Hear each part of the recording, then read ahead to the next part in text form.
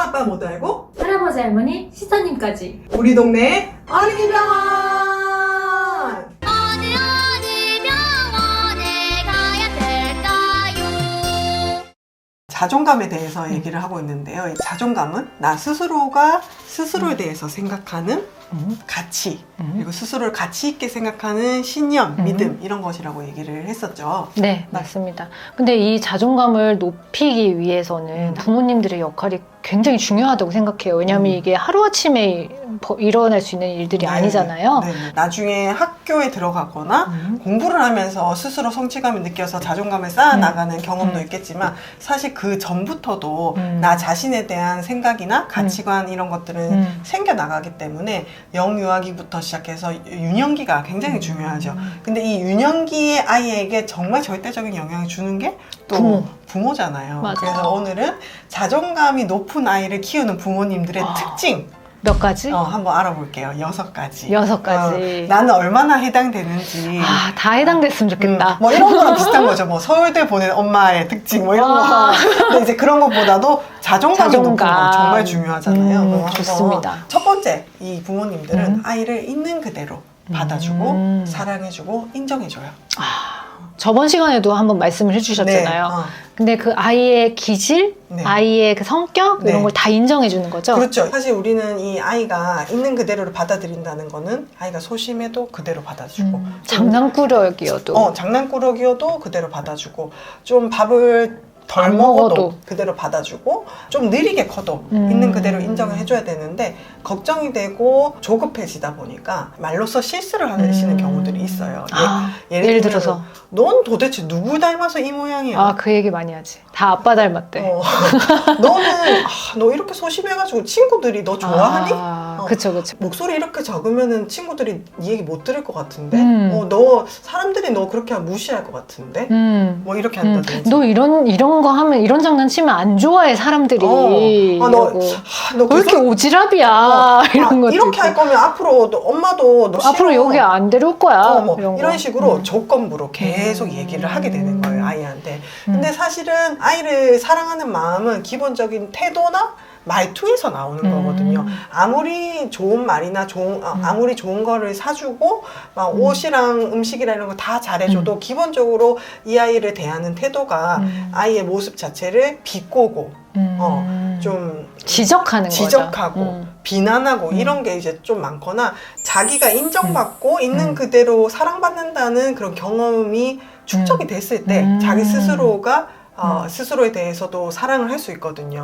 사랑하는 마음은 항상 많이 표현을 해주시고 기본적인 태도나 말에서 아이들이 느낄 수 있다는 것을 알고 계셨으면 그럼 좋겠습니다. 어떤 방식으로 인정하는 게 좋을까요? 말버릇 같은 거는? 그래서 이제 두 번째로 이어지는 게 대화를 할 때 항상 끝까지 들어주는 게 필요합니다. 중간에 끊지 마세요, 아이의 말을. 대부분은 아이가 부모보다 말을 못하거나 아니면 얼토당토 않은 말을 하거나 아니면 쓸데없는 말을 하거나 했던 말 또 하거나 그리고 이제 변명하거나 좀 그런 식의 말들을 많이 할 때가 있어요. 그러면 이제 부모님들은 중간에 말을 끊어버리게 됩니다. 왜냐하면 결론을 빨리 내주고 빨리 도와주고 빨리 해결해주기 위해서 그쵸. 못 기다리고 말을 끊어버리는 거죠. 근데 우리도 그렇잖아요. 우리가 뭔가 얘기할 때 내가 얘기를 하는 누군가 내 말을 끊어버리면 어때요? 뭐지? 약간 이러죠. 무시당하는 기분이 들죠. 내 말이 별로 중요하지 않구나. 그리고 나중에는 저 사람한테는 말 안 해야겠다 이런 생각. 그렇죠. 근데 그게 정말 절대적인 존재라면 내 부모조차 내 말을 안 들어준다면 부모 탓을 하는 게 아니라 내 탓을 하게 됩니다. 내가 잘못했구나. 내 말이 이상한 말이었구나. 내가 이렇게 느끼는 생각이 잘못된 거구나 하면서 내 말의 가치가 스스로도 점점 낮아지는 거죠. 그래서 부모님은 어떤 경우더라도 말을 끝까지 들어주시는 것은 필요해요. 항상 선행이 돼야 되는 게 이 말을 끝까지 들어주고 아이의 말을 아이의 입장에서 공감을 해주는 것. 그것이 항상 1번입니다. 인정을 먼저 해주라는 거네요. 그렇죠. 아이의 말을 경청하는 부모. 이게 이제 두 번째 특징입니다. 네. 세 번째 부모의 특징은 아이가 나하고는 개별적인 인간임을 인정하고 이 아이의 자율성을 존중하는 부모를 얘기를 합니다. 자율성이라고 하는 거는 내가 스스로 선택해서 스스로 만들어가는 것을 얘기할 수 있겠죠. 우리가 자아 존중감이라고 하면 나 스스로가 가치 있고 쓸모 있다는 느낌을 가져야 된다고 했잖아요. 네네. 그러면은 결국 내가 선택하고 내가 이뤄낸 것을 가지고 나는 성취감을 얻게 돼요. 맞아요. 근데 예를 들어서 부모가 아이가 좀 못하는 것 같아서 다 해주고 다 지시해주고 혹은 대신해줬다고 하면은 이 아이는 만약에 잘 해왔어도 내가 스스로 이룬 게 별로 없을 수가 있겠죠. 그렇죠. 그러면은 결과적으로 자율성이 굉장히 떨어져 있을 가능성이 커요. 내가 선택한 내 삶이 아니라 누군가가 만들어 놓은 그 인생을 시나리오를 살았다고 살고 하면은, 있는 것 같은 나는 그렇지. 도대체 내가 어떤 가치가 있는 삶이지? 내 삶에서 가치는 뭐지? 이런 생각들이 들면서 자존감이 오히려 떨어질 수가 있어요. 그리고 내가 그때 돼가지고 하고 싶은 일을 하려고 했는데 그런 적이 없잖아요. 그렇죠. 그래서 선택을 못하고 굉장히 의존적이 될 수 있어요, 주변에. 자율성이 없게 큰 친구들은 결과가 잘못돼도 이걸 본인의 책임으로 보지 않아요. 예를 들면은 공부를 시험 못 쳤어요. 근데 엄마가 과외 안 시켜줘서 나 공부 못했잖아. 내가 지금 이렇게 돈이 없는 거는 부모가 남겨준 게 없어서 이래. 뭐 이런 식으로 계속 모든 걸 남 탓하는 탓을 거네. 하게 되는 거예요. 그래서 결국 이런 자율성이 없이 자란 친구들은 또 자존감이 낮을 수가 있습니다. 자율성을 존중한다는 거는 애가 하고 싶은 거 다 하게 두라는 게 아니잖아요. 그죠? 그렇죠. 아이가 스스로 생각하고 선택할 수 있게 옆에서 당연히 도움도 주고 안내도 해주겠지만 모든 걸 부모가 대신 결정하거나 대신해주거나 선택도 모든 걸 대신해줄 수는 없겠죠. 그래서 이제 이거는 발달함에 따라서 조금씩 다른데 어렸을 때는 부모가 결정하고 선택하는 것이 훨씬 많았다가 아이가 발달함에 따라서 부모의 선택권이 조금 더 줄어들면서 아이의 자율성을 존중해야 되겠죠. 아, 좋네요. 네 번째는 어떤 특징이냐? 아이를 남과 비교하거나 결과 중심적으로 판단하지 않는 부모. 아, 비교는 이건 형제 비교도 안 돼요. 근데 비교는 최악이야. 엄친아, 나 하게 돼. 딸 알죠? 이게 정말 유행했었어요, 이 네. 단어가. 우리가 자라온 세대가 그렇다 보니까 아직도 우리가 아이를 판단을 할 때 결과 중심으로 보는 경향이 아직 남아있는 거예요. 그래서 예를 들면은 칭찬을 할 때도 이번에 100점 맞았네, 너무 잘했다. 야, 이번에 너 1등 한 거 너무 멋있다. 아빠가 뭐 사줄게. 이렇게 한다든지. 야, 너 언니보다 낫다. 이런 거. 그거는 정말 둘 다를 죽이는 거죠. 그쵸. 그래서 우리 옛날 괴담에 그런 게 많았잖아요. 학교 귀신인데 다 2등이야. 막 10등, 뭐 50등 이런 애가 자살하는 게 아니라 너무 열심히 했는데 2등이야. 2등이 이제 2등도 되게 잘한 거잖아. 그러니까 그런 괴담이 나올 정도로 우리 문화가 이랬던 거죠. 맞아. 근데 실제로 정작 우리 아이에게는 결과 중심적으로 하고 있는 건 아닌지 그런 그쵸. 생각을 해봐야 돼요. 맞아요. 그러면은 정말 잘하던 아이도 100점 맞을 때 칭찬을 받는다. 그러면은 100점을 만약에 안 맞았어. 예를 들어 90점 맞았어. 나 엄마 실망시키겠네. 나는 그 기준에 못 미쳤네. 이렇게 생각을 하게 되거나 혹은 내가 100점을 못 맞을 것 같으면 아이들이 미리 포기해버리는 거예요. 그래서 결과 중심이 안 좋은 이유는 그 결과를 성취를 하지 않으면 모든 게 다 의미 없어져 버리는 그런 기준을 가지고 살다 보면은 굉장히 그 자존감이 높아질 기회가 줄어들 수밖에 없고 또 이 기준 자체가 남과 비교하거나 사회적 잣대랑 비교하면은 비교는 끝이 없잖아요.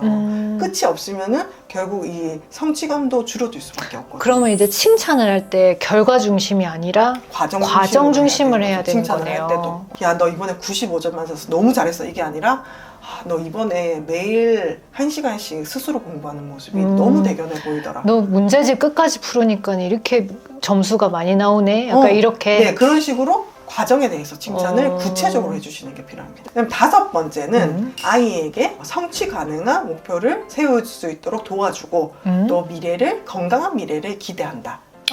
이거 조금 총체적인 내용인데 그러네요. 예를 들면은 이게 이제 기대랑 욕심의 차이가 있어요. 그러니까 기대는 현실적인 기대들을 가져가야 되겠죠. 이제 모든 부모가 아이에 대해서 기대를 하잖아요. 그쵸? 근데 그 기대가 너무 비현실적이거나 혹은 이 기대가 부모의 욕심일 때 그렇죠. 그럴 수 이제 있죠. 이럴 때 아이는 부모의 욕심을 못 미치게 되면 항상 자존감이 낮을 수가 있어요. 부모가 아이에 대해서 지나친 기대를 하게 되면 뭐든지 아이는 그걸 압박으로 느껴요. 근데 사람이 압박을 받으면 내가 가지고 있는 능력을 100% 발휘가 안 돼요. 그리고 긴장하고 불안하니까 효율성이 떨어지죠. 그러면 결과적으로 아웃풋은 떨어질 수밖에 없어요. 그쵸. 그럼 결과가 안 좋으면은 또 자존감은 하락하게 되고 그럼 스스로를 비하하고 다음에 결국 또 도전 안 하죠. 자존감 떨어지고 그렇죠. 악순환이 되는 거죠. 그리고 그래서 부모 입장에서도 실망감도 또 생기고. 네, 맞습니다. 꼭 공부뿐만 아니라 삶에 있어서 우리가 아이가 뭔가를 성취하고 해나가고 학교를 다니고 해가면서 옆에서 좀 도와주시는 거예요. 목표를 세울 때도 성취 가능한 목표들 그리고 뭐 결과 중심적인 게 아니라 과정에 집중하는 그런 목표들을 세울 수 있게 해서. 아이랑 그럼 책 읽기를 하기로 했어요. 그러면은 아이가 어떤 목표를 세울지 그걸 옆에서 도와준다는 거잖아요. 네, 맞아요. 스스로 그걸 계획을 세울 수 있게 도와주는 거죠. 근데 아이들은 사실 계획 세우는 거 잘 못할 수 있으니까 뭐 독서왕이 될 거야. 아니면 뭐 독후감에서 1등 할 거야, 나 상 받을 거야 이런 걸 목표로 세울 수 있잖아요. 이제 그럴 때 그런 것보다는 우리 하루에 10분씩 책을 읽자 뭐 이런 식으로 세울 수도 있고 또 요즘 뭐 이런 친구들도 있을 수 있어요. 나는 이제 스마트폰 절대 안 볼 거야. 조금 얘기를 해서 뭐 하루에 구체적으로 몇 분씩 보기 이런 식으로 이제 가이드를 정해주시면 아이가 나중에는 그런 것들이 연습이 돼서 스스로 계획을 세우고 성취를 해나갈 수가 있죠. 그 목표가 좀 낮을수록 성취감이 더 쉽게 올 수 있으니까 더 좋을 것 같아요. 맞아요. 그래서 아이들은 항상 작은 것부터 성취를 시작을 해서 그 작은 성취감이 모였을 때 큰 사람이 되는 거거든요. 그걸 스몰골이라고 하잖아요. 네네네. 스몰골도 막 너무 1년치 이렇게 세우지 말고 아이들과 함께 뭐 한 달치 세우고 100일, 요새 100일 다이어리 이런 거 많잖아요. 그거 사서 100일 해서 얼마나 채우면은 보상이 어떻게 되고 이런 것도 같이 정하면 좋을 것 맞습니다. 같아요. 마지막 가장 중요한 것 중에 또 하나인데요. 뭘까요? 부모가 스스로를 사랑해야 된다. 이거는 좀 진짜 어려운 것 같아요. 자기 자신을 사랑하지 않는 그런 부모가 우리 아이한테 그런 방법을 알려주기가 참 힘들 것 같아요. 그렇죠. 그리고 자기도 방법을 모르는데.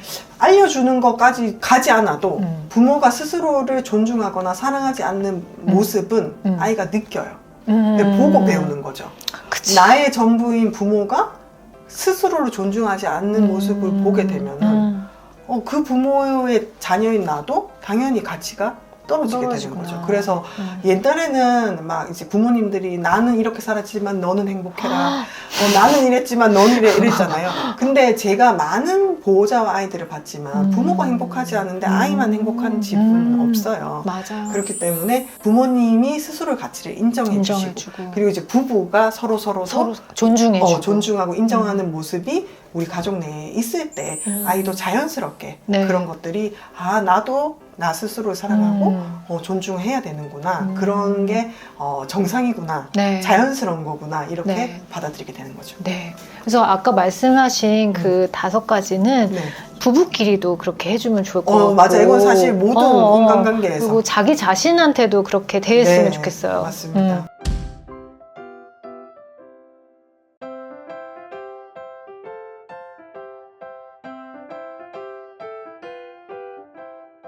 제가 손 선생님 아이들 봤을 때는 자존감이 3명 다 높은 것 같았는데 굉장히 높을 것 같아요. 선생님은 그 부모의 특징이 제가 제일 낮은 것 같아요. 얼마나 가지고 계세요? 내가 제일 낮아. 그래서 나는 오늘 이 5가지를 나 스스로에게 할 거야. 알겠습니다. 그래서 우리 모두가 스스로를 사랑하는 그런 날이 될 때까지 파이팅입니다. 파이팅. 오늘도 좋은 말씀 감사합니다.